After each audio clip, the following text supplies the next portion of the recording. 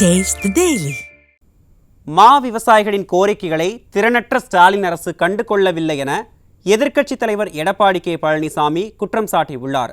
இது குறித்த கூடுதல் விவரங்களை தலைமை செய்தியாளர் ஜெயக்குமார் வழங்க கேட்கலாம். வணக்கம் ஜெயக்குமார், விவரங்களை சொல்லுங்க. வணக்கம் அருண்.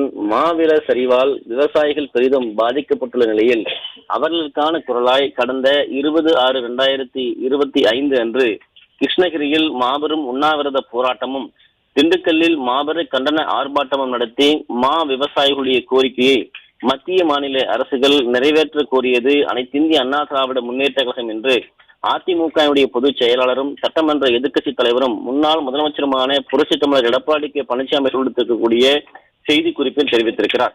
ஆனால் வழக்கம் போல இங்குள்ள ஸ்டாலின் மாடல் விடியா திமுக அரசு விவசாயிகளுடைய கோரிக்கையை கண்டுகொள்ளவில்லை. வேளாண் துறை அமைச்சரோ வெளிநாட்டு சுற்றுலாவில் பிஸியாக இருப்பதாக தகவல்கள் வருகின்றன. மத்தியில் கூட்டணியாக 39 எம்பிக்களை வைத்துள்ள மா விவசாயிகளுக்காக குரல் கொடுக்காத திமுக இல்லை. விவசாயிகள் மீது குண்டர் சட்டம் போட்ட அரசுதானே இந்த அரசு என்று அதிமுக பொதுச் செயலாளர் புரட்சி தமிழர் எடப்பாடி கே பழனிசாமி அவர்கள் கேள்வி எழுப்பியிருக்கிறார்.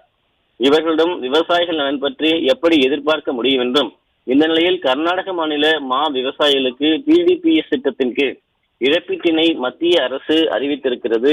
விவசாயிகள் நலன் காக்கும் நோக்கில் மாண்புமிகு இந்திய பிரதமர் திரு நரேந்திர மோடி அவர்கள் தலைமையிலான மத்திய அரசு எடுத்துள்ள இந்த முடிவை வரவேற்பதுடன் தமிழ்நாட்டு விவசாயிகளுக்கும் இத்தகைய இழப்பீட்டை அறிவிக்க வழங்க வேண்டும் என்று மத்திய மாநில அரசுகளை வலியுறுத்துகிறேன் என்று அனைத்திந்திய அண்ணா திராவிட முன்னேற்ற கழகத்துடைய பொதுச் செயலாளர் புரட்சி தமிழர் எடப்பாடி கே பழனிசாமி அவர்கள் வலியுறுத்தியிருக்கிறார்.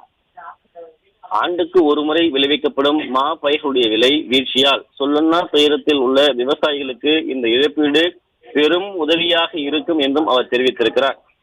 அஇஅதிமுக என்றும் விவசாய பெருங்குடி மக்களுடன் துணை நிற்கும், அவர்களுடைய குரலாக என்றென்றும் ஒலிக்கும் அனைத்திந்திய அண்ணா திராவிட முன்னேற்ற கழகம் என்பதை மீண்டும் ஒருமுறை தெரிவித்துக் கொள்வதாக அதிமுகவுடைய பொதுச் செயலாளர் புரட்சி தமிழர் எடப்பாடி கே பழனிசாமி இருக்கக்கூடிய அந்த செய்தி குறிப்பில் குறிப்பிடப்பட்டிருப்பது குறிப்பிடத்தக்கது.